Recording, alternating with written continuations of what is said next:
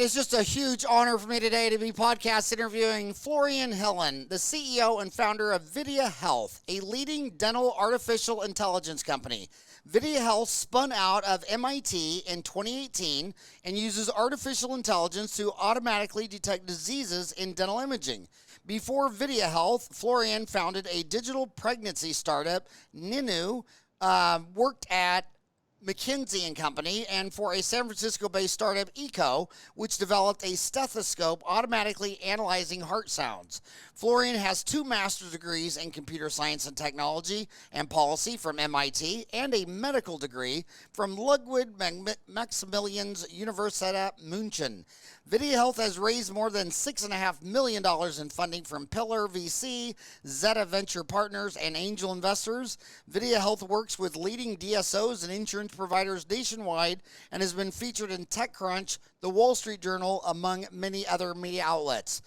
Sorry, I mispronounced everything on from Germany, but hey, I'm really excited to have you on here, and I think you're an amazingly smart person. So before we get into everything you're doing, everybody's talking about the United States is trying its first trial of a vaccine, right.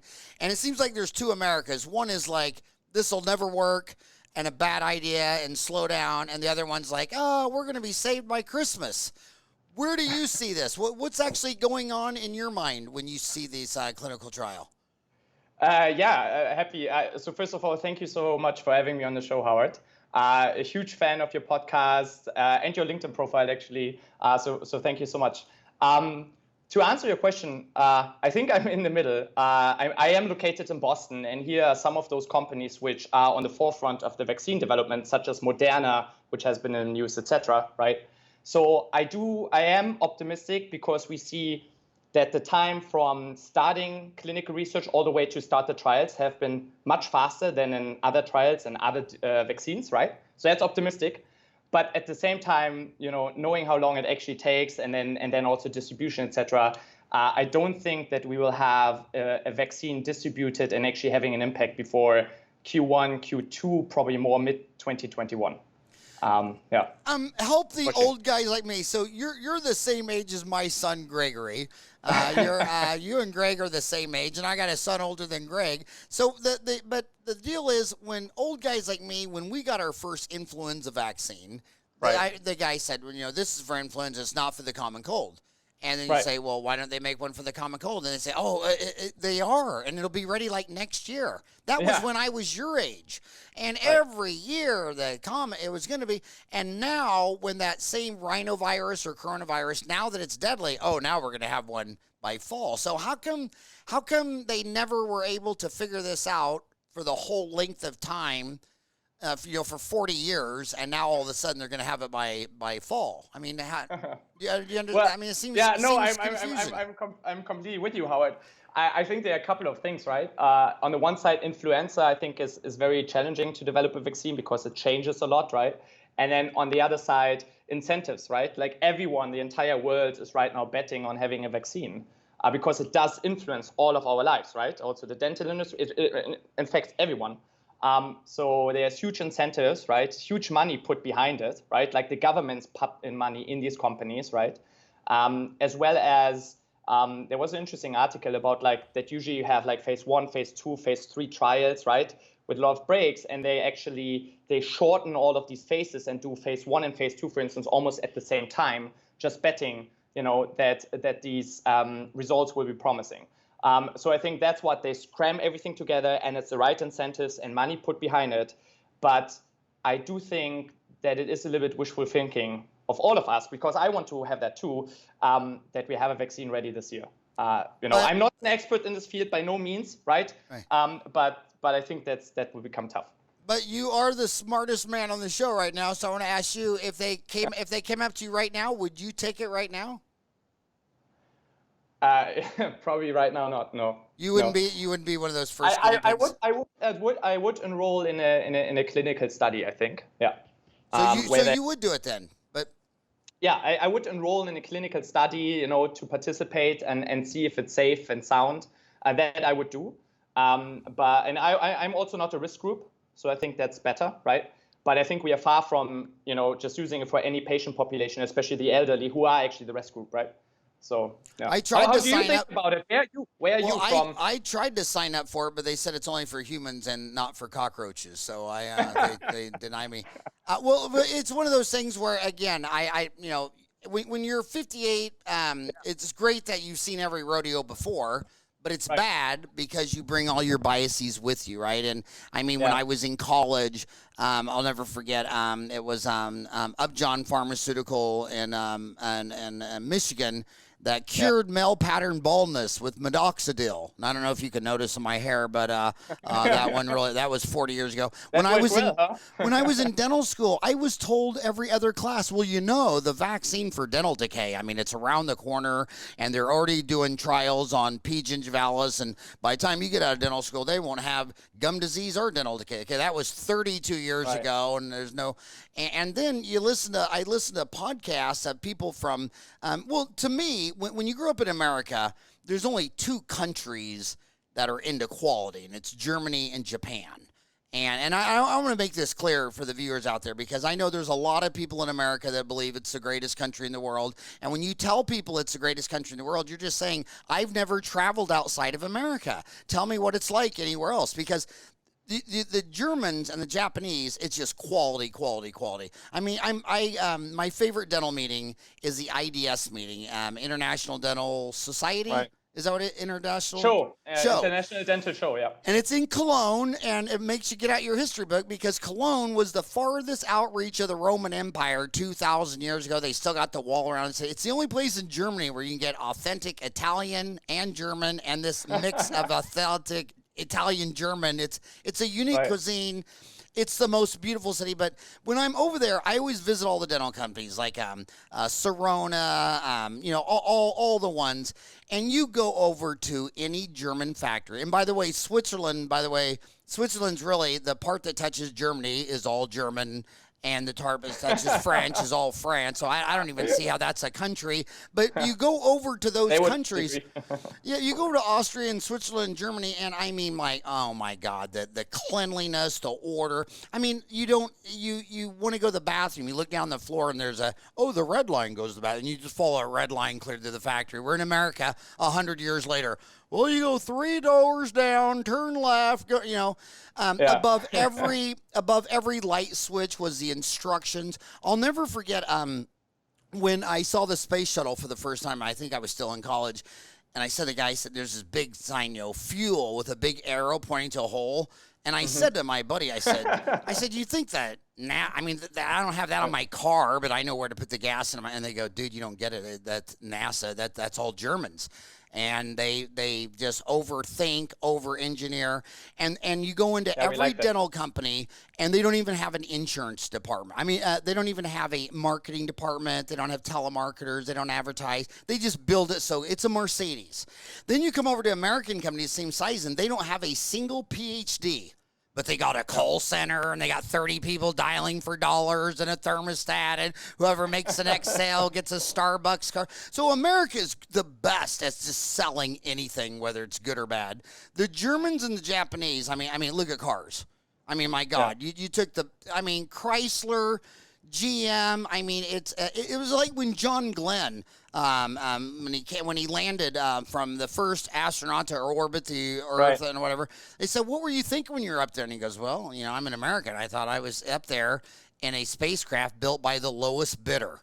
And whereas Germany they would have built the best spacecraft known to man, and America would be sitting there saying, "Well, what's the absolute cheapest way we could do it?" So I love Germany and I love Japan, and I think if America really just for once followed quality. For instance, America loves the fact they have this big GDP.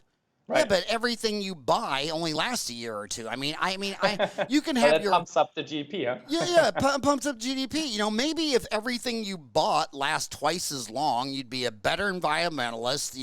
Everything would last longer, but the economy would go down. But I'm the biggest fans. I wouldn't buy a car if it wasn't made in Germany or Japan. And I tried to be American. I tried to buy all the American cars. But if you buy a GMC Suburban, you need to hire a full-time mechanic bike to ride with you in the passenger section. And do it in real time. And it just gets old. But look, Howard, I think this is an interesting thing. And for the listeners who weren't wondering when you announced me, and thank you, that obviously I have a slight accent. So I am from Germany, but I've lived in the US now together like over 6 years. And I think you're right to some extent in the sense that US knows how to sell and also how to innovate. And Germans get sometimes a little bit too perfectionist with things, right? Which is also not great for innovation, right? So I think what's great is kind of if you can combine those qualities, And that's what Mr. Wonderful always says on Shark Tank. He goes, well, if I give you that money, what are you going to do? And he goes, well, I need to go back and redo the prototype. And he's like, no. Oh, just go for it. Yeah, just go for it. Yeah, you're right. It is. I think the only place, so I'm very passionate about entrepreneurship, have been mentoring a lot of startups here at MIT. And I think that's all true. Like you just, try to sell it, iterate on your product as fast as possible. I think only in healthcare and also in dentistry, right? That sometimes is hard because you do want to have certain quality standards, right? Because in the end, it's patient's life and so on. So maybe that's not something you should pitch to Shark Tank. So you went to Harvard and MIT, right? I was a researcher at Harvard. So can I tell you my favorite Harvard? Can I tell you my favorite Harvard MIT joke in the whole world? Go for it. So there's a person at the grocery store line. He's got 10 items, and it's in the quick checkout that says 8 items or less. And the guy looks at him and says, "Well, you're either from Harvard and can't count, or you're from MIT and can't read." Because MIT is known for math. Yeah, the other ones are. I love that joke. By the way, the cultural differences it's quite interesting, right? Because they're just 2 miles away from or 1 mile away from each other, and you clearly have that, right? The different kinds of emphasis on education. Right? So tell us about VideaHealth. I mean, you were doing some very big stuff with very big firms and all this stuff, and I was just totally curious about. When you think of healthcare, dentistry is only 5% of healthcare. I mean, we're a rounding error on healthcare. So with all your so when you look at all of healthcare, right, and all of artificial intelligence. Yeah. What made you look at this little orphan child named dentistry? The little redheaded kid off to the side. What made you interested in the dental side instead of the emergency room hospital side or something? Right. Yeah, I never thought about actually until to this point, and that's different in the US. I never thought about dentistry being different than healthcare. I feel like dentistry is a part of healthcare, and actually in Europe, insurance it's all the same. And I studied medicine, and the first 2 years were actually with dental students. So I never thought this differentiation. But here in the US, you're right, it's very apparent, right? And I think what was so interesting for me when I was a grad student is I actually first developed AI in mammography, breast cancer, right? You maybe have heard about these things. And what was so apparent is that many of the challenges healthcare is facing in terms of, you give a radiologist a mammography and they should determine if there's breast cancer or not, right? This challenge of like having 3 radiologists and 2 different opinions, right? This what we call variance of diagnoses, that is even more apparent in dentistry. So AI, which is really good to have introduce a data-driven standard of care, right? For instance, in diagnosis and treatment planning, which has been used in radiology successfully in the past, right? Is actually even more applicable in the dental sector, right? And then another piece which I found interesting is that the dentist is so many things in one person, right? Like the radiologist is only the radiologist, right? But you as a dentist, you are a radiologist, a primary care physician, a surgeon, and a manager at the same time, right? So AI is very well suited, to support you, especially in this first aspect, which is like the diagnostic and treatment planning, right? But you're the owner of it. So all of this came together where we realized like, okay, AI can help dentists even more so than it can help radiologists, right? And then there's also this entire industry, which is right now, and through COVID, this will be even accelerated, which is changing tremendously, right? Like DSOs are coming up, right? They want to introduce a standard of care and they consolidate a lot of dental practices, right? Insurances are moving more to data-driven approaches. So all of this is it's an interesting problem and a technology which can help with this problem in dentistry. And then also the market has the right dynamics to be now ready for this AI disruption, if that makes sense. And to see how this is so true, You got to go on Dental Town yesterday where did you see an article in the Atlantic yesterday that says Americans are spending billions on unnecessary dental treatments. The evidence that braces make you healthier is shaky at best. And then this guy who I've always been a fan of, Peter Esvig, he's a DDS. He's a PhD. He's a JD. He's like 100,000 years old. He's just the whole kit and caboodle. And he's saying, there ain't nothing here, boys. And you should see the comments after this. Like, well, yeah, if you straighten the teeth, they'll be able to brush easier and they'll have less gum disease. And he's just like, can you show me some research? Can you show me some, So the other thing about all people is most people aren't willing to hear that there's something wrong with their tribe. You know what I mean? That their tribes. It reminds me of that old joke where the young lady gets married and she's going to cook her first Easter ham, and she calls her mom. She says, "Mom, how do you cook a ham?" She goes, "Well, you just cut off each end and put it in the pan and blah blah." She said, "What do you cut off the each end?" She goes, I don't know. That's the way my mama did." So she called her grandma. "Grandma, how do you cook a ham? Cut off both ends." "Why? I don't know. That's the way your great-grandma did." Calls great-grandma. Right? And she said, "Why do you cut off the end of the ham?" She goes, "That's the only way it'll fit in my pan." So a lot of dentistry is just tradition, isn't it? This is the same, by the way, in healthcare as well, right? Like evidence-based to some extent means like we've done it for 15 years and we continue to do it for 15 years, right? And that's also the main point. I have a healthcare background, but that's also the main point why I switched to technology and innovation and entrepreneurship. Because if you stay in this field, like you don't innovate enough, right, on this side. So I very much agree. And I think dentistry will now be at the stage where it will innovate a lot on this, and where especially the DSOs are coming in as well, and the technology is coming in as well to question maybe some of those assumptions, right? And it's a little bit like what you said. You go to 10 dentists and you might have 10 different diagnoses, and then maybe even more different treatment plans, right?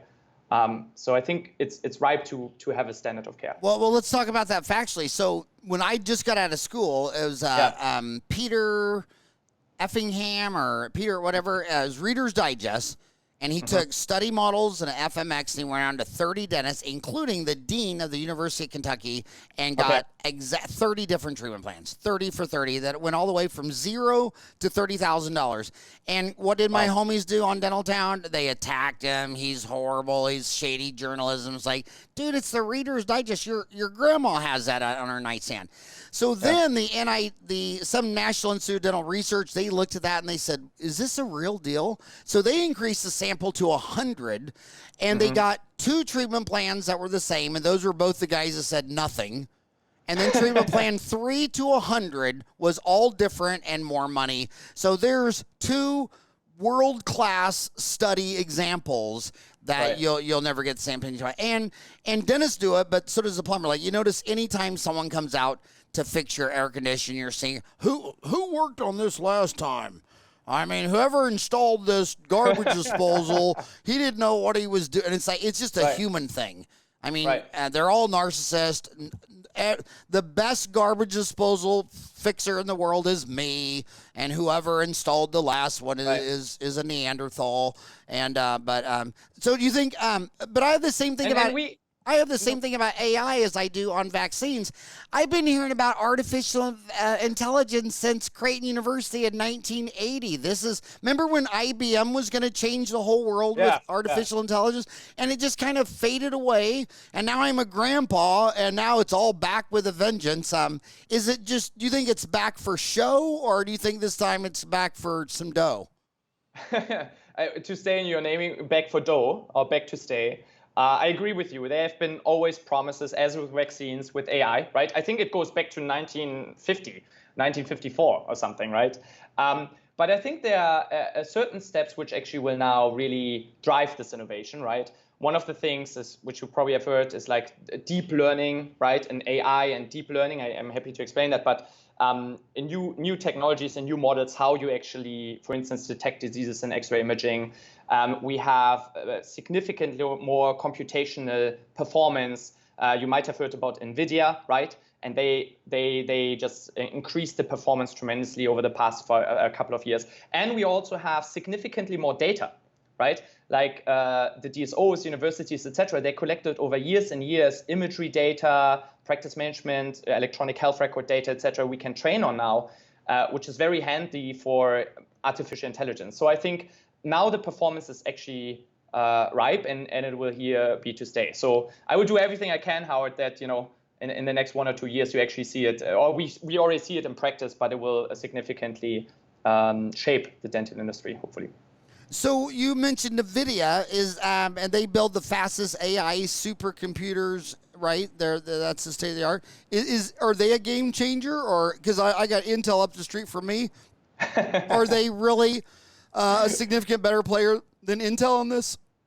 Well, I think Intel is also doing great work. I think it's in general that these GPUs, which are large machines which can do a lot of computations very quickly, that actually the competition between Intel and Nvidia, that spun the innovation.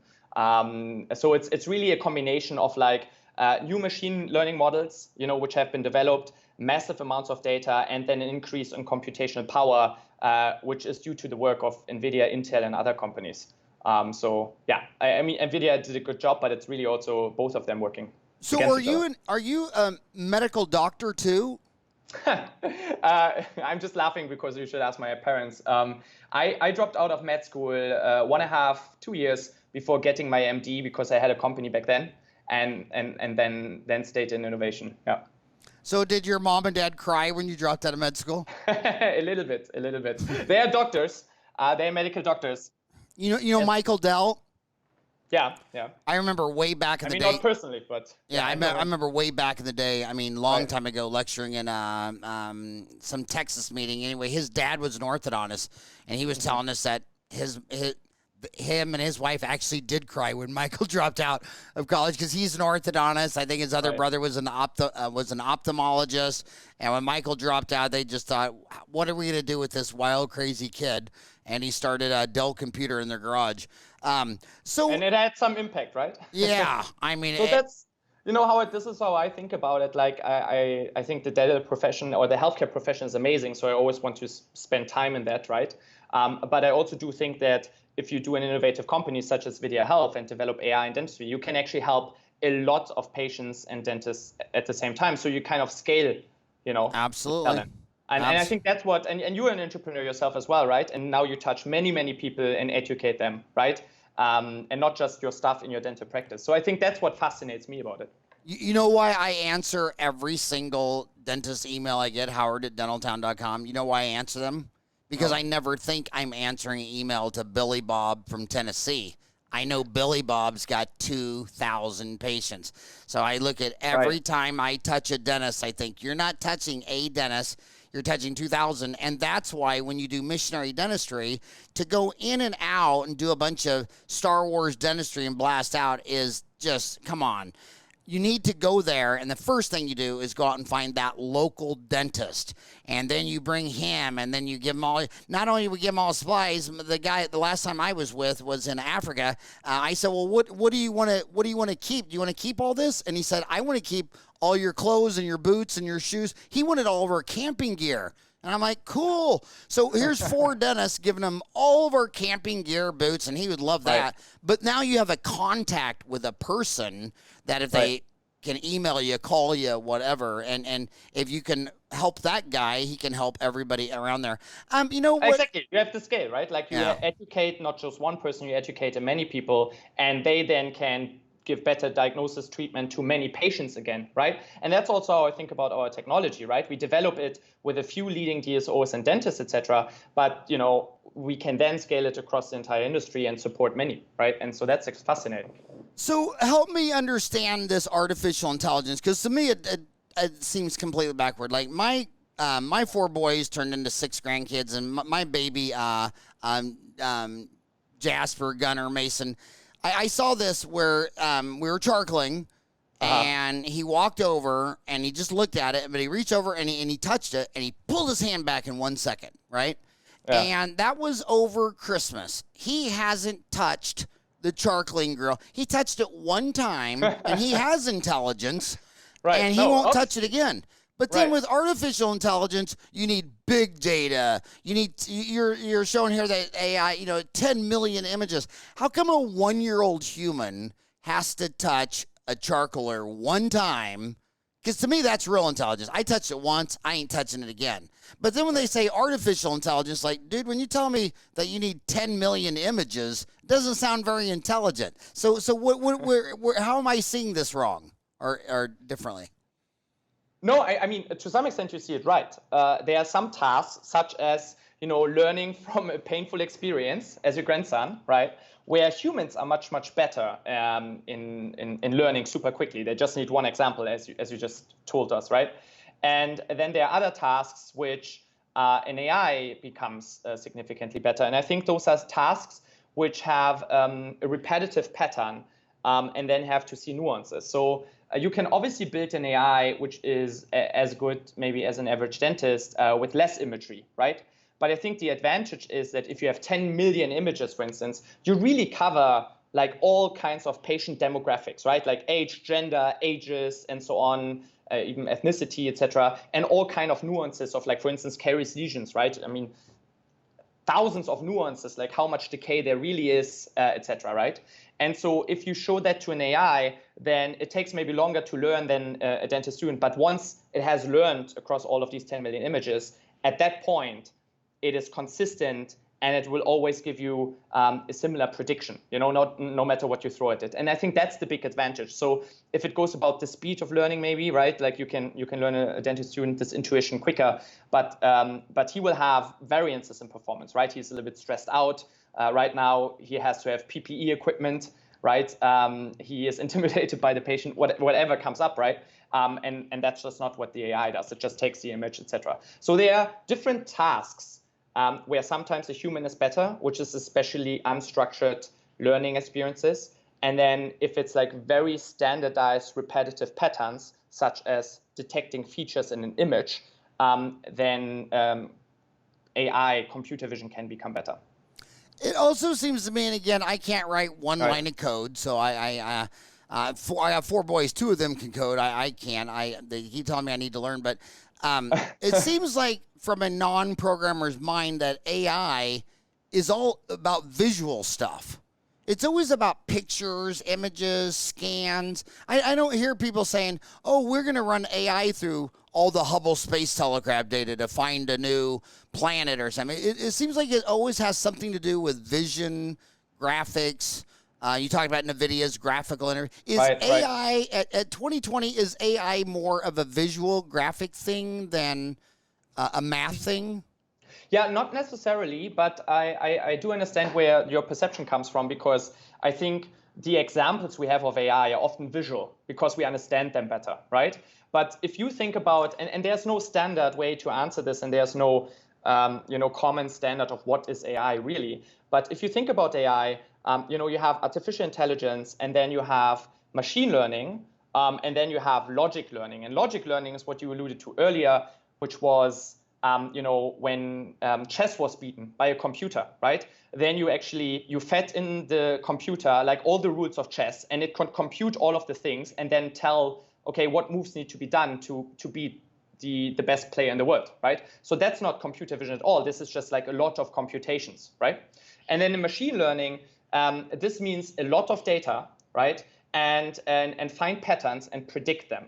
And that can either be computer vision, what you meant, right? Which is autonomous cars, right? Like scanning with cameras, like there's a stop sign. Okay, I recognize a stop sign. Computer vision is also what we do in dental imaging, right? For instance, X-rays, and this is decay, right? But it also can be natural language processing, which is voices, right? Like how we talk right now, Howard, right? Like these are all frequencies, right? And so we can also train an AI on this, and then it can read out, for instance, notes. And have a voice, right? That's natural language processing. And then also prediction, ranking. So for instance, when you go on Netflix, right? And it kind of suggests you like what other TV shows you would like based on TV shows you have watched in the past. That's also AI. That is also machine learning, but it's not computer vision, right? This is ranking, etc., based on all the information they obtained from your viewing behavior, right? So there are different categories under machine learning. And how long do you predict it will take VideaHealth to grow in technology that you'll have to rename it the dental singularity? Or give us 2-3 years, then we're done. Oh my gosh. Exactly. No, it will obviously take some time, but dentist singularity, you know, if I come back in a few short years to you on this podcast and say, I think, Howard, we made the dentist singularity, that would be great. So give us an update with what you're doing. I mean, what applications? I mean, I know just on reading your own website.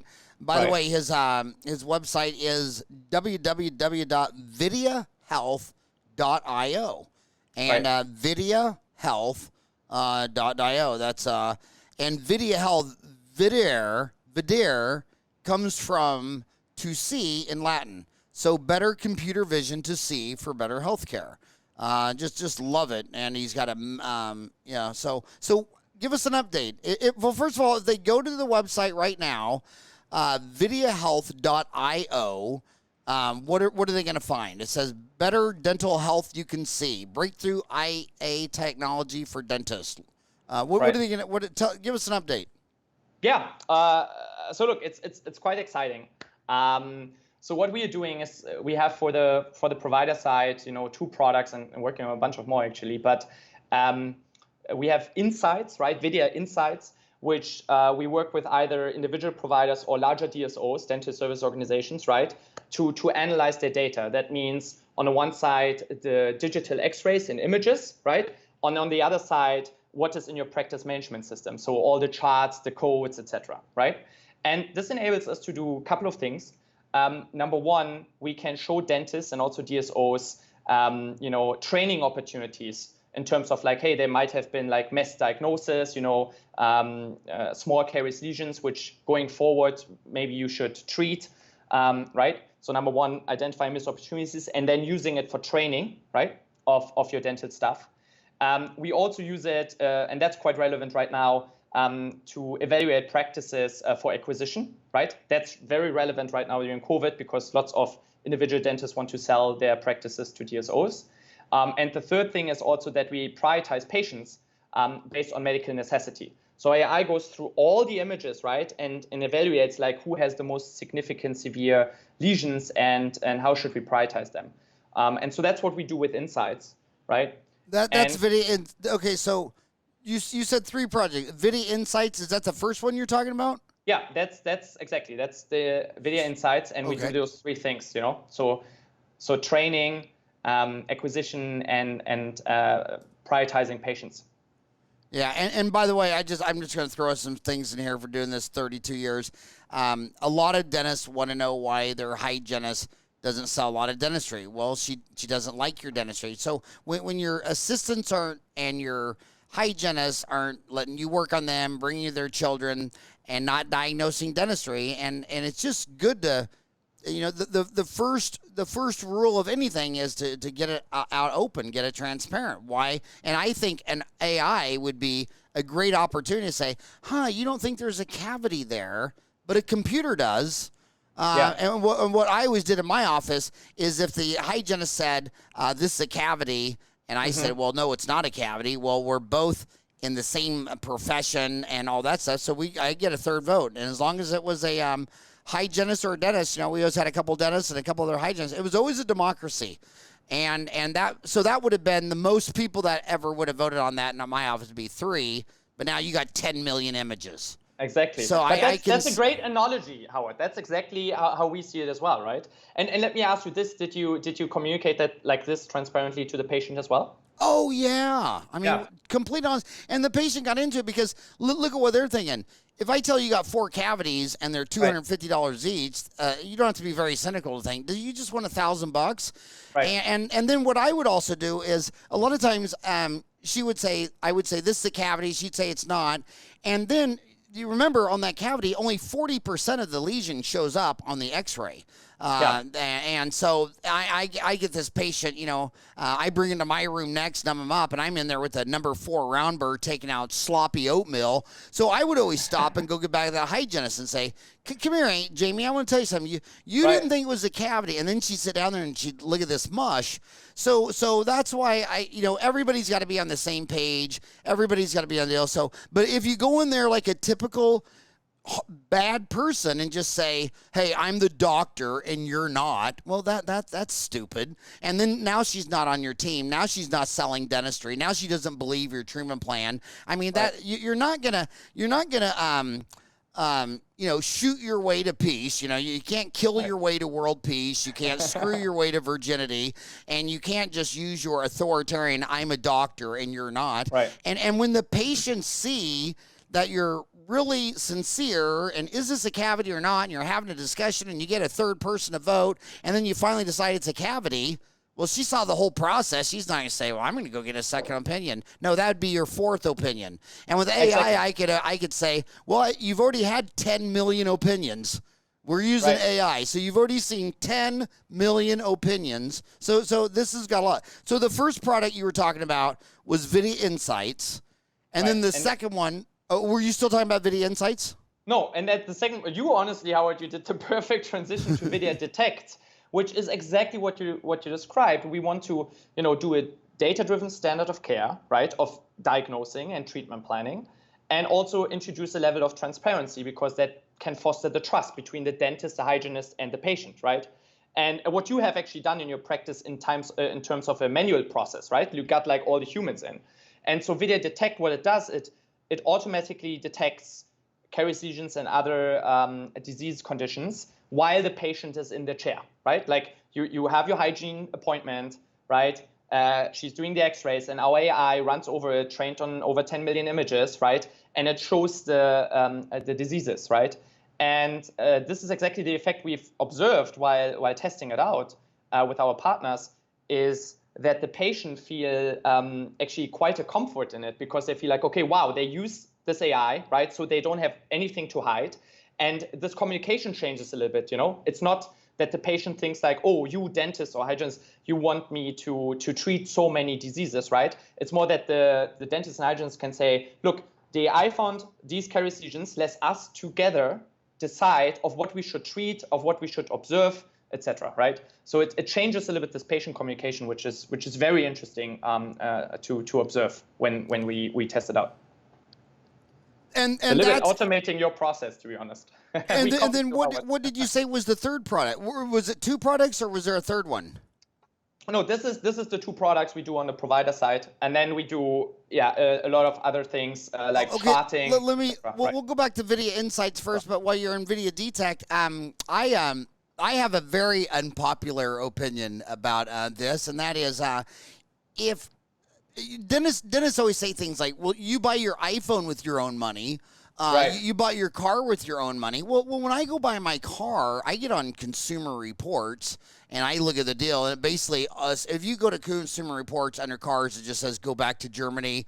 If you're lost in Germany, go to Japan. If you're looking up an American car, it's kind of like Consumer Reports for an American car. It's kind of like you talk to a nutritionist on how to read a label, and she'll tell you, well, if you're reading a label, you're eating the wrong thing. Real food, plants, vegetables, meat, chicken, fish, don't have any labels on them. So if it has a label, the only thing you need to know is don't eat that stuff in a box or a can or a package. You know what I mean? Right. It's like when you go to Consumer Reports to look up an American car, you don't even get it. You know what I mean? It's just like go to Germany, go to Japan.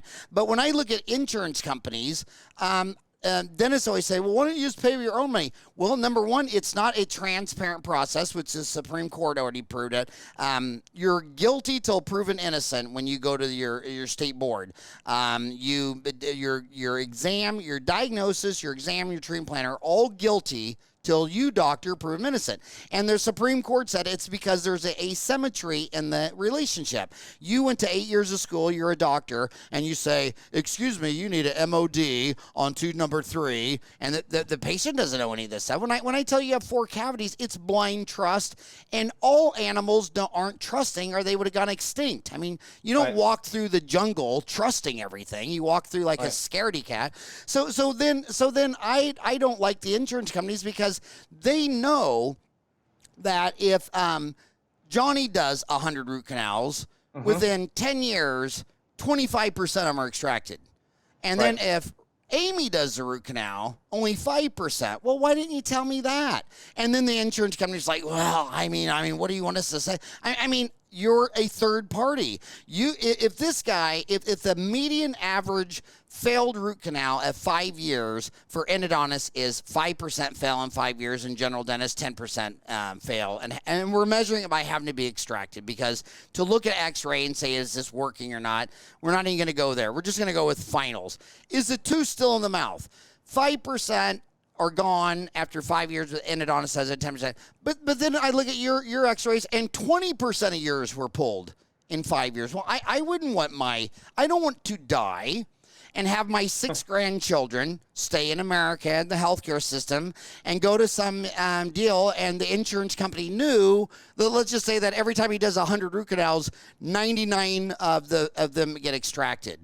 Well, I need you to tell my granddaughter that. I need you to tell my granddaughter's dentist that. And I think that's around the corner, and I think the insurance companies are probably going to start loading up on this, but they're afraid of the backlash, because nobody wants to be told they're short, fat, and ugly. They want to be told they're tall, dark, and handsome, and all this like that. But I think the next thing with Video Detect is insurance companies saying, we reviewed your file and we're no longer going to subsidize Americans to go to your dental office for root canals. You can still do fillings, cleanings, exams, but we have no faith in your endodontic ability, or make you go do some endodontic curriculum, something. But I mean, there's a far uglier one that I'm aware of in Arizona, and that is that the Medicare pays for bypasses, and that's a CABG, a coronary artery bypass graft, and they say the variance of dying after a bypass within 24 hours by their providers is anywhere between 1 and 11%. Well, hell, I'd want to know if I'm going to get a bypass with the guy that 11 out of 100 don't even get off the table versus the 1 out of 100. Why is this not a thing? But Howard, this is exactly the point, to the sense that for you as a patient now, right? It's very hard to know like who you should go to, etc., right? And so if, for instance, if our AI doesn't discriminate between patient population, and also if it's installed in different dental offices, it will have the same standard of diagnosis, right? So this also enables like a level of transparency and trust, right? Where you get the standard of care, no matter if you go to this dentist or this dentist, right? And also it can give you more information about like which dentist you should go to in the first place, right? And I think that's important. And so far you're right. The main stakeholder is the insurances who have this data, but they don't use it, right? Yeah, the insurance company. And then the other thing about DSOs, I mean, first of all, let's just get our vocabulary right. To me, they're just all group practices. I mean, it started off with one dentist. And then the new thing was 2 to be a partner, and those guys got divorced as much as the single guys divorced their wife, the partner's divorced. It's very, very tough to marry another dentist, doctor, lawyer. They're very tough. And now that it's multi-location, but at most DSOs, I would say, are 3 to 5 locations. But yeah, the majority of it, exactly, right? Like it really depends. Like there's no good definition of like what exactly constitutes a DSO, right? Like there are elite DSOs, which are 75 and more locations maybe, right? So those would be really DSOs, which mean that they have a back office, right? Which standardizes a lot of procedures, etc., right? And then there are maybe the medium-sized DSOs, 10 to 75, right? And then there are the so-called emerging DSOs, right? Which I think you meant in terms of like 3 to 5 offices. And they are really they don't have standardized processes in terms of sourcing equipment, accounting, etc., which I think makes a DSO, right?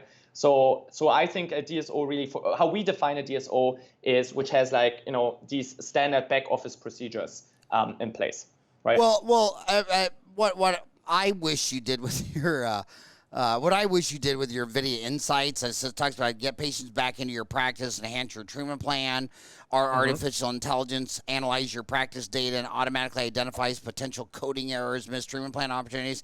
My gosh, I just wish the AI could connect it to QuickBooks Pro and TurboTax.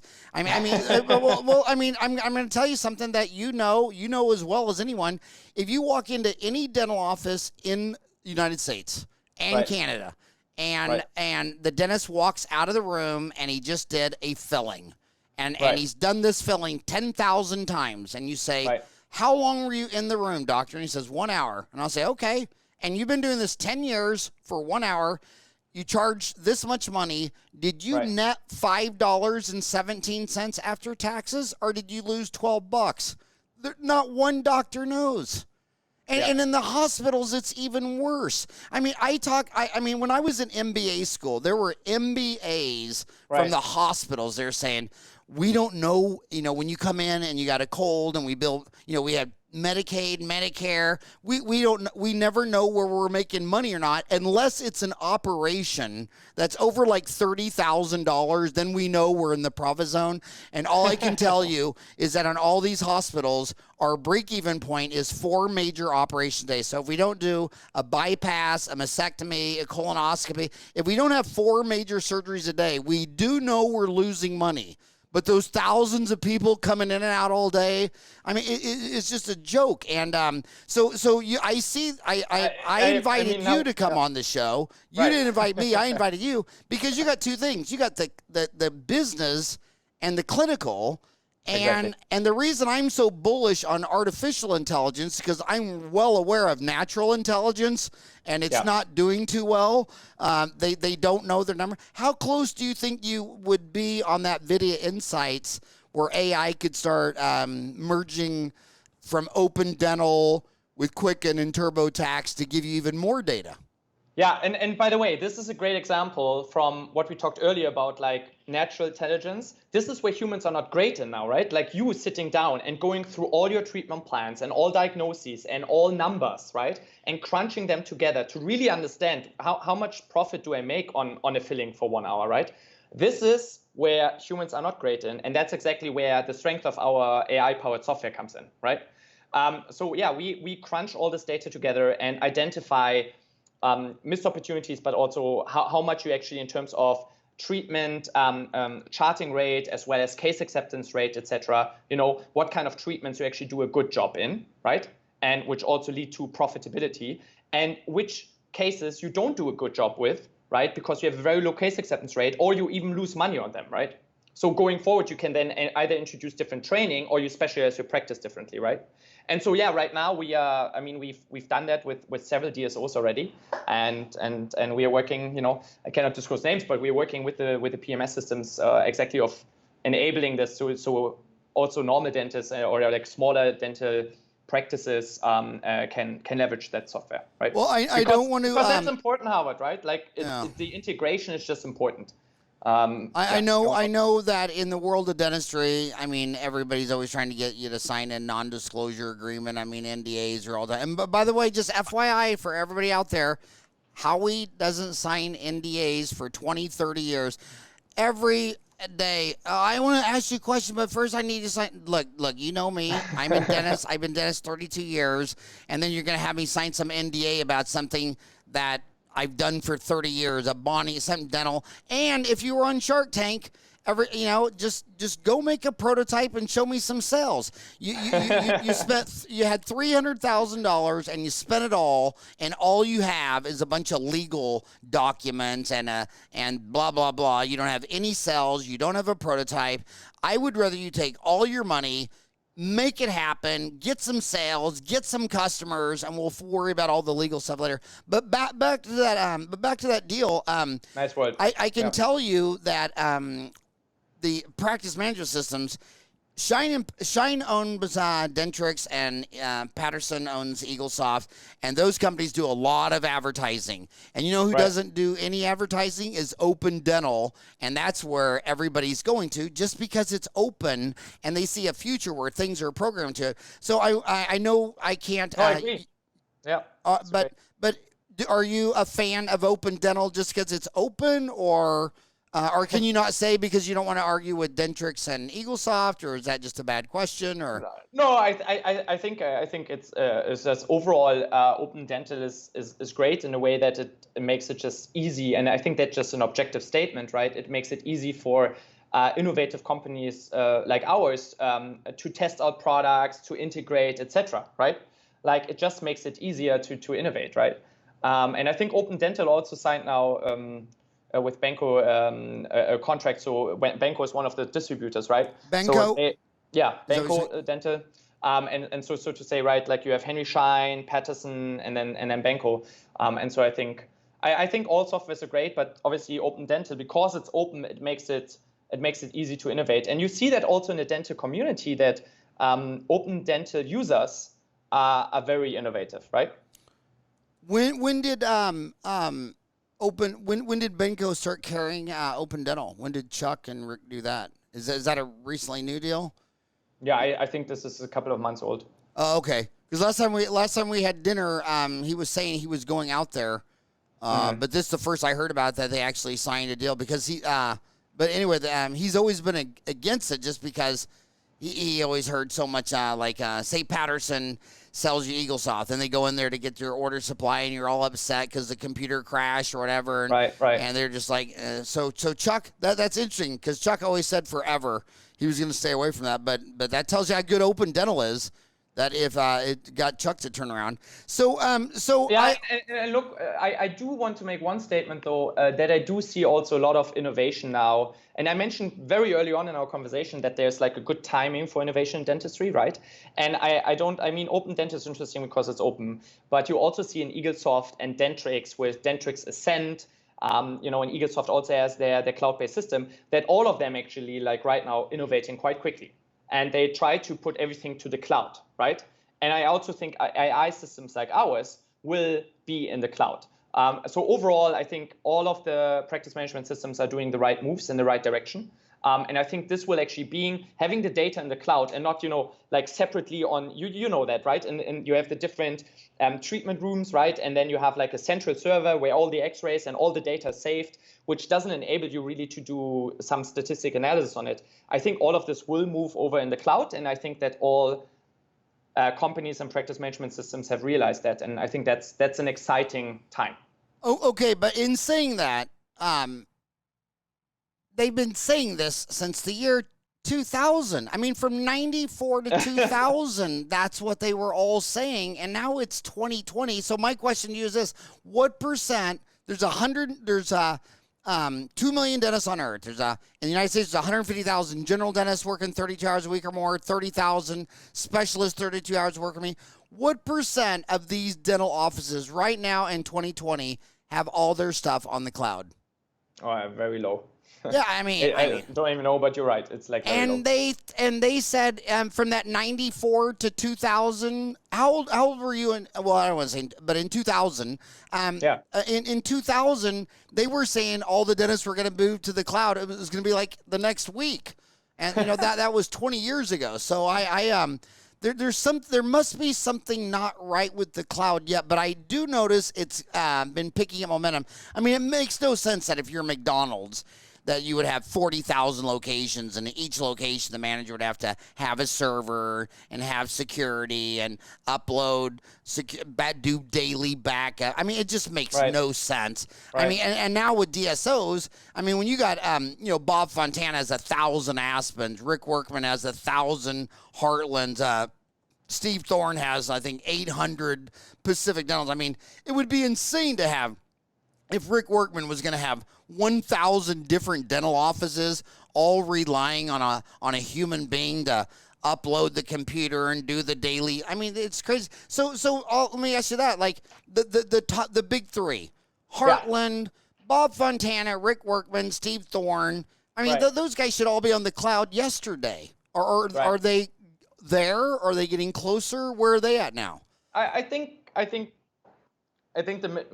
the major DSOs, they're definitely moving towards having especially the data, in the cloud and being able to analyze it, right? That not necessarily means all the data. That doesn't necessarily mean all the images, etc. But they do have all the data, such as treatment plans, case acceptance rate, number of patients, visits per day, etc. This is something I think the top DSOs have realized, that there's a lot of value in analyzing this data to learn and also to compare the different dental practices and the different dental practitioners with one another to know where they need to maybe do trainings, etc. So I think especially the larger DSOs are definitely moving into this direction, right? And that's also which by the way has not been maybe the case in 2000, right? And also in 2000s you didn't have the technical infrastructure like Amazon, Google Cloud, etc. They make it much easier now to move to the cloud in a HIPAA secure way, right? So that's also relevant. And when I look at Video Insights, to show you how backward it is in America, like when they were talking about healthcare reform, like Obamacare and all that, I mean, they were showing that 30% of our cost is just insurance. Like everybody, we're talking about business intelligence. Everybody that comes into my practice. Oh, did you bring your insurance form? Oh, I forgot. I got to go cut down it. And they come in, and then we have to call them with a human because you can't do it on their website. So I have to have a human calling a human, and then the dentists get mad because Delta lowered the insurance reimbursement by like $3 or something. It's like you're worried about that. I mean, look at your number one cost. It's labor. It's labor. You spend a quarter of every dollar goes on people. Why doesn't Delta Dental of Arizona, why don't they have an app on the phone? So when they come in, I just scan it. And then the minute I scan it, I find out, oh my gosh, I know everything about you. You're Florian Hillen and you live in Cambridge. Here's your address and website and email. I mean, it just streamlined costs. And I look at U.S. healthcare. They're worried about the cost of this pandemic. The cost of the pandemic and healthcare probably won't even cover the paperwork for 1 year of dealing with health insurance. So is AI almost, we'll just take claims verification. I mean, when I talk to DSO people, they for the last 10, 20 years, they were setting up major operations in India for calling centers, for all this verification. And I'm just thinking, this is just so dumb. I mean, this is all the data's out there. It's like every time I go to the Department of Motor Vehicles, I go, okay, what is your name? What is your address? I was like, dude, I've been living in the same house for 30 years. I pay taxes every year, and you look at me like I'm a giraffe you've never seen before. Why are you asking me what my name is? You know what I mean? So do you think AI is going to could eliminate on this dental insurance verification process? Yeah, not just on the verification process, but maybe even on this medical necessity process. So just to take a step back, right? I think you're very right that the dental industry, if you think about a diagnostic treatment planning, then claim submission also, right? And when you submit a claim to the insurance in your dental practice, right? Like, first of all, they need to test, are you eligible? Like, is the patient eligible, right? And the second thing is what maybe not everyone knows is that actually the insurances have a huge inefficient machine in the background, which then reviews these claims, right? They have like tons of dental consultants who are reviewing claims. So there are some claims which automatically get paid out, right? For instance, I don't know, diagnostic codes, preventative treatments, etc., right? And then higher volume and higher value procedures such as crowns, extractions, etc. You have dental consultants in the loop who review them as well, right? And then you have a delay in paying it out or getting, a pre-authorization verified. And then you have all these efficiencies of call centers, right? Because you have your dental staff like calling them, hey, can we move on with this procedure or not, right? So there are many, many inefficiencies in this interaction between dental providers and dental payers, right? Which is eligibility, medical necessity verification, etc., right? And so I totally foresee, and we are working on this as well right now with insurances actually, to take out these inefficiencies. And how do we do this is by introducing AI as a transparency layer, right? Like our AI can automatically check if this procedure is medically necessary, and it can support the insurance to just verify, yes, this is medically necessary. And they can save on the cost of having all these dental consultants double checking, right? I mean, it doesn't make sense. You have a very well-educated dentist, right, who does diagnostic and treatment plan. And then all of this will be checked again on the insurance side, right? So that takes time and money. right? And it doesn't really help anyone, right? So if you can say, all right, both agree to the AI, right? We can help the insurances also to save money on these operating costs. It's called utilization management. But it also, we can help the dental provider to just be faster in getting the verification, right? Being authorized to do the procedure and to move on with that. But so I think that's where it's back to America though, because it's just money. It's just money is the answer. What's the question? Exactly. I mean, like, look at the insurance companies. You even just said it. If it's routine cleaning exam and X-rays, instantly paid. But if it's high value, then they try to slow it down somewhere. The insurance companies, Delta Dental, they're always giving away millions of dollars to all these charities. You're like, look at the dental manufacturers. You've never asked us, well, what material did you put in there? Like, they don't share any of their data. Like the dentists, they don't know what lasts longer, a composite or amalgam. I know what lasts longer because I can read and all the research. One's a metal, one's plastic. That should be a red flag. I mean, I've never seen anybody living behind a dumpster at KFC thinking, is this plastic fork from Kentucky Fried Chicken stronger than the metal fork from my kitchen? I mean, you'd have to be a dentist to ask this question. But when you look at, they have hundreds of millions of claims.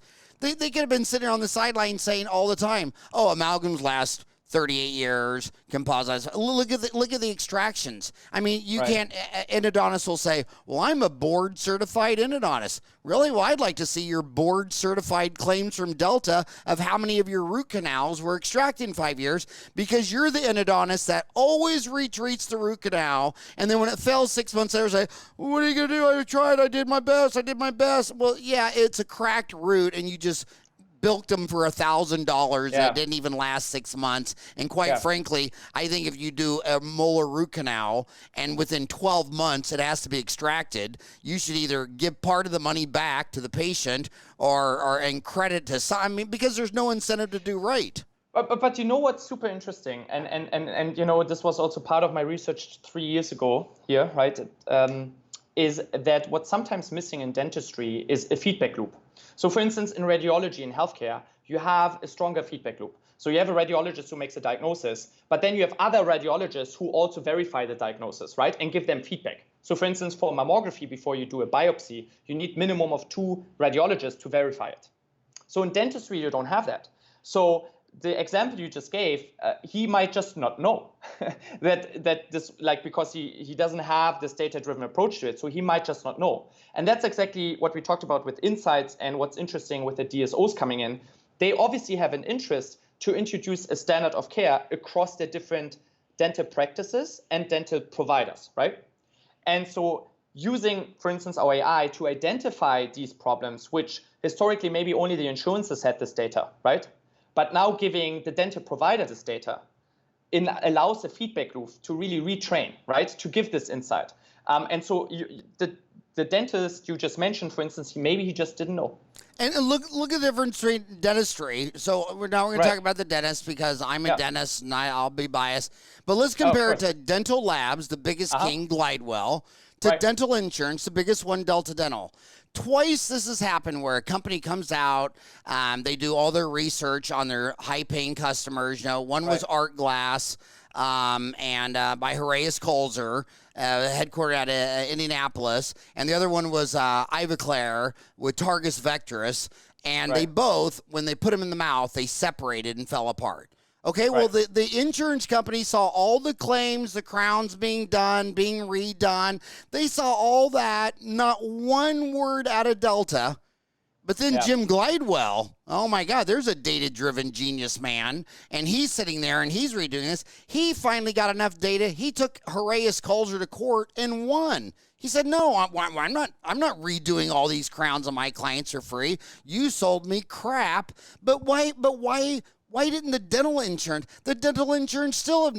I've still to this day never heard one thing from Delta about any product. So a company will come out with a new product. Well, my gosh, they did, look at some of these research deals for dentistry. They say, in dental school, the operative department at the University of Who Cares did 26 patients. 26? I mean, the insurance, they're doing millions of claims a day. So when a new product comes out, within 3 months, you could have a red flag that says, wow, what's going on, man? There's a new bonding agent, and the average root canal rate is, if you did a filling, let's say 10% need a root canal by the end of the year, and now we're at 20%, 30%, what have you. There's just so many things to do, but I would like some, as I'm 58 and I have 6 grandkids. When I want to leave, I don't want dentistry ran by Harvard MBAs and Wall Street brokers and all that stuff. And I want it data-driven. I don't want it trust-driven. I don't want my little tailor to say, well, I trusted Dr. Good because he goes to my school or whatever. No. Right. I'd rather a third party say, I don't know where your granddaughter's going, but a third of that guy's root canals don't even last 5 years. And that's what you call checks and balances. In the government, it went from kings and queens to a executive branch, judicial branch. It's all supposed to be about checks and balances. Right. And no human deep down inside wants any checks and balances. No one wants anybody to tell them no. Even wearing a mask. Can you believe how ridiculous it's got? That it's their constitutional right not to wear a mask. Was it your constitutional right to infect me? I mean, and can I drive down the interstate drunk because I have a constitutional right? So these are exciting times, but my gosh. I think, Howard, it comes back to exactly what you say. And on one side, it's kind of like data-driven, so it makes it a little bit objective, right? And can be a standard of care, which, and the other piece is have like some level of transparency, right? And you're right, historically, actually most of the private practicing dentists and even not the DSO didn't have this data, right? Like they didn't know about the profitability of certain procedures, about the failure rate of certain procedures, etc., right? So I think enabling dental providers also themselves with this transparency and this data enables them to offer better patient care to their patients, right?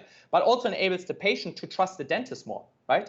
Because let me ask you this, if you go to a dentist and you see that they are using an AI, which many other, which might be approved by the FDA and which many other dental providers use as well to diagnose, right? As a second opinion, like always the dentist will have the final call, but as a second opinion to make sure they don't miss anything and they don't treat it wrong, then you will probably trust this dentist more, right?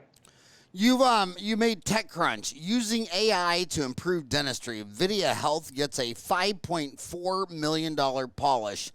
When you got that check for $5.4 million, did you go to Vegas or where did you fly off to, or did you just buy a fancy red car? Fancy red car. No, I hired a lot of awesome people. That's what I did. That was my celebration, exactly. Unfortunately, not more than that. And that's why I called you. This guy's not doing an advertising. I mean, I called him, and I felt really lucky to have you come on the show. My gosh, I can't believe we went over an hour. But TechCrunch, I know you don't like to talk about partners and all that, but TechCrunch in their write-up said that my buddy Rick Workman at Heartland, already the company has collaborations with dental clinics across the U.S. through partnerships with organizations like Heartland Dental, which operates more than 950 clinics in the Midwest. The company has 7 employees, blah, blah, blah. But my question for you is, are these big DSOs, are they more excited about the business aspects or the clinical diagnosis? Which one do you think? Honestly, I both, really both. They are very clinically driven. Okay. Okay, that was that. And then are you getting any interest from like Delta Dental, like big insurance companies or big labs? Is there any, besides just clinical dentistry delivery, or is like dental manufacturers who make products, are they interested? Dental labs, dental insurance is the one I'm the most interested in right now. Are you getting any interest from like the big dental insurance players? Yeah, absolutely. I mean, we work with the largest providers and then also some mid providers, right? And then also the large insurances. Like they are definitely behind this, exactly for all the reasons we mentioned earlier, right? And then so you have the DSOs and the dental practices. You have the insurances who are very interested in this technology as well, and we are currently working with both sides.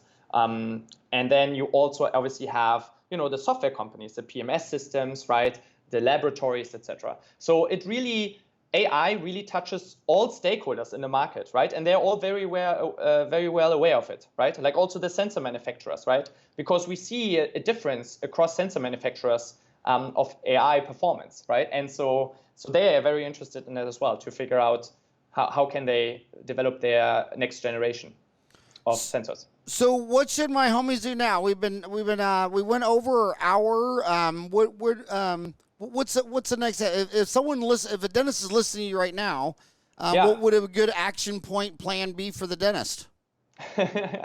Well, for a dentist, if they're interested, to analyze the practice and have a data-driven standard of care in their dental practice to enable better patient care, they should 100% go on a website and reach out. Also, if a DSO leader is listening to us, or insurance.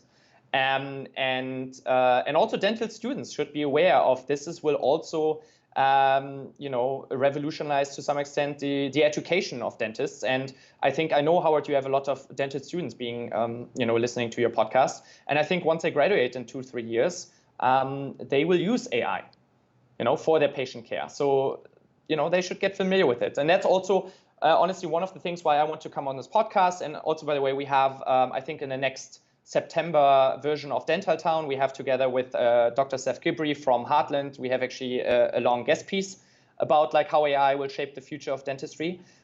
It's also our mission at VideaHealth to educate the market on how AI works and where it can be helpful. I didn't even know about the about the other piece. So if they go to your website, and I'm on it now, if I hit contact you, if I have open dental, will the Benco person come out and do the analysis with the? I mean, is that how it works? If with open dental and Benco, would it work that way? Just reach out to us, and we have actually a system in place that you can get analyzed through we have our own staffing. So it's your own stuff then. Yeah, exactly. Okay. Right. Well, I want to do it. Yeah, we should do it. Yeah, let's absolutely. Exactly. when we hang up, I will absolutely send that picture in, because my deal is, especially during this pandemic, is I turn 58 next month. I'm not worried about all the rich dentists that are hitting 60. I'm worried about all those kids coming out of school at 25. I mean, my gosh, I'm so worried about those guys and everything. You're supposed to leave your only mission in life. What are you worried about? Well, when my 4 boys were born in Phoenix, Arizona. Yeah. Talk about leave the campground better than you found it. Just look at the pictures of what Phoenix looked like in 1950 for when my boys were born in 89, 91, 93, 95. When I got out of school, you could go rent 1,000 square foot. The dental suppliers would put all the equipment in on a 5-year loan. The landlord would do the build out. You could get into a dental office with no money down and be busy. Yeah. And now you come out and a huge step. $400,000 in student loans, because the universities the university just mercilessly want to it's like an indentured servant. They're just gonna really, I tell you, when I got out of school, the greatest endodontists never went to endo school. They were practice limited endo, like Ben Johnson, who started Tulsa Dental Products, like John McSpadden in Chattanooga, Tennessee. So then the school's like, no, we need a degree program, and it should be a year. And then a little bit, 2 years. And now it's like, no, it's 3 years. Well, what's the 3 years for? So they get $100,000 a year for 3 years. So now I'm like telling the kids, you want to be an endodontist? Then just practice limited endo, because for just that $100,000, you could take every endo finishing course on the world and buy the fanciest equipment and CBCTs. Right. And so I think they're going to have to. They're in the middle of a pandemic. The dentistry is. Let's see, right? How education will change now. It's what? Yeah, let's see if how education will change, right? It definitely changes in other fields now through this pandemic, right? Yeah. And dentistry is definitely a very manual study, of course, but let's see it. Also, I'm very sure that it will change. And then the debt load is too much. When a kid comes out of school, $400,000, and then half the time he's going to marry someone in the class. So now there's 2 babies married that combined are usually over $1 million in debt. what do you think when you got two 25-year-olds married and they're already $1 million in debt and they don't even have a house or a car, and this pandemic will pass. And that's what you were seeing, by the way, just right. There are many dentists who right now want to sell their practice because they don't want to deal with the pandemic. If they want to retire in the next 5 years, they just sell it now. They cannot sell it to the 25-year-old because he doesn't have any money. So they sell it to DSOs, and the 25-year-old, he often doesn't have any option right now, right? If their parents are not dentists, right? To buy into a practice. So what they often do is they also go to the DSOs, right? And so that's what we're also seeing. Oh, okay. And we're seeing that too on Dental Town, which was launched in 99, St. Patrick's Day 99. We always usually had about 1,000 offices for sale with 5,000 jobs listed. Mm-hmm. Now there's 2,000 practices for sale and only 1,000 jobs listed. And these 1,000 jobs, they're all DSOs. I mean, I went through almost every page, all DSOs. But just let me show you a little nuance about that. The DSOs, if you're running 100 offices, you've already been on this show, and they all will not go to rural because they can't find single dentists to come out of school. I mean, when you're 25, you want to find a partner. And you're not going to find one in a town of 1,000 people in Eloy, Arizona. So they don't even go there. So the urban practices are liquid and sell to DSOs. But if you just walk out of school, I can guarantee you on Dental Town, there's dozens of dental offices where old men just walked away because they listed them and no one wants to go to some small town of 10,000. So if you're young and you're hungry and you want opportunity, and furthermore, but here's a rule of thumb. Yeah, you can go there, and this is super important, right? And the owner will carry. The problem is, but that's super important because I think we have a responsibility, right, to have a high standard of care delivery, no matter where you live, right? And that's then a real challenge, right? That if you go like to the village of 1,000 people, that there is a dentist, right, and that there is a dentist who practices on a high level of quality. This is also, I don't necessarily need to tie this to AI, but we have seen this in healthcare where AI helps a lot. You don't necessarily need maybe AI here at Harvard Medical School, where you have like 3 specialists, looking over your x-rays, your treatment plan, etc. But what about the overworked one dentist with one hygienist in a rural area, which is completely cramped with patients, right, and has not enough time to breathe, right? And if we can there, for instance, introduce the AI, where we can take the same standard we have in an urban city and support the rural area on the same, that's very helpful as well, right? But, back in the day, the owners would carry, and it was a better system because right now, if the bank's going to give you the money for your practice, you'll just take the money and run. But when you were carrying, you're saying, I don't know about you. I don't know. I want this guy. Because now you have to think about, I got to find a dentist. Are the patients going to like him? Is he a good dentist? Is he going to fit in? Yeah. Because you'll sell it to a toxic narcissist if they give you the check for $1 million, and then you'll move out of the north and go down to Miami and forget about it.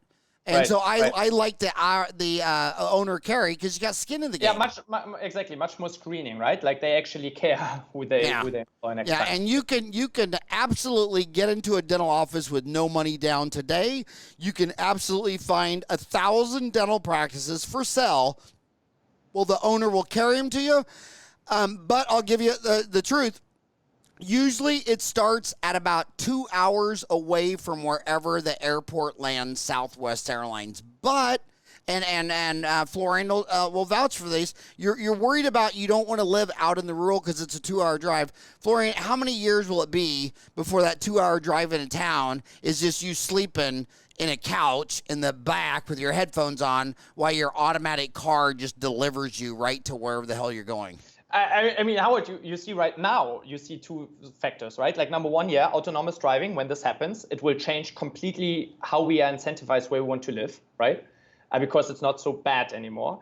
And number 2, you see it right now with COVID. Like we have this here actually in Boston that all of a sudden the house prices and also the practice prices, they drop in the city because people move outside, because if they work remote, why do they need to pay high prices in the city, etc., right? So maybe that changes. And I think the remote is actually going to go from being the commute to work being the worst part of the day to the best, because when you're at home, and and you got kids, and you got a busy house, and then when you get to work, you can't get anything done because everybody's coming in. Hey, how's your wife? How's your dog? And then everybody wants to have a meeting so they can hear themselves talk.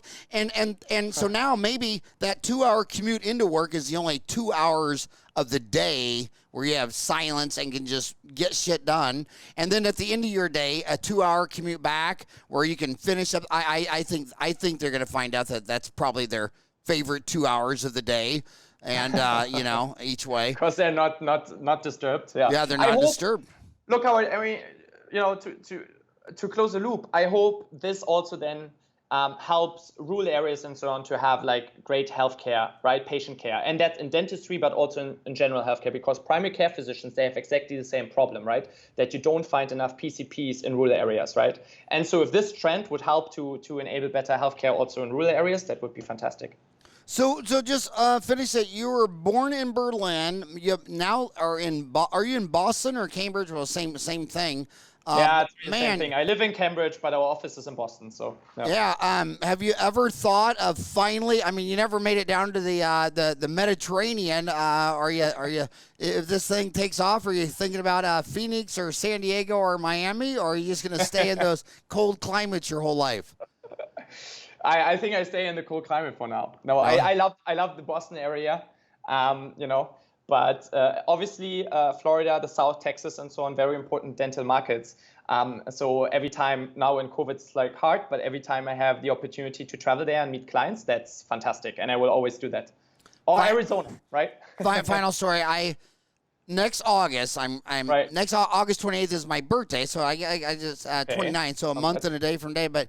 What I'm most excited about, August 4th, is my 30-year anniversary of lecturing.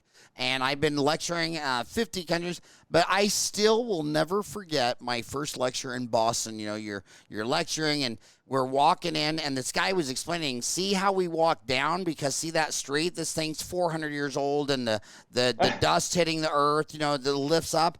Right. And we walked down the door, and it said made in 1610 or something, or 16 something, and I'll never, coming from Kansas, where the oldest building is a barn, and coming from Phoenix, Arizona, which pretty most part did not exist before they invented the commercial air conditioner. It was like 50,000 people, and then they invented the air conditioner. Now it's 3.8 million. So, unless you're in Indian reservations or downtown Phoenix, everything is just brand new. But my gosh, living in America, I think Boston is the oldest, most historical, coolest city there is, man. I mean, that is just one cool city. Love it. Maybe that's the reason why Europeans feel here so well, right? Because it's old. I don't know. Yeah. But it's great. It's academically inspiring. It has great sports, and it's just an innovative city, right? Yeah. So it's fantastic to be here. Well, and my favorite one from Harvard is Regina Hertzlinger, Health is Wealth. She came on the show. I mean, she's the smartest healthcare economist. Health is Wealth. Regina Hertzlinger from Harvard University. But hey, Florian, thank you so much for giving us an hour of your life today and coming on the show and talking about all things AI. It's been a real pleasure to podcast you. Fantastic, Howard. And always let me know if you're in Boston and we can co-teach. All right, let's do it. All right, have a great day. Thank you so much for having me. Bye-bye. The pleasure was all mine.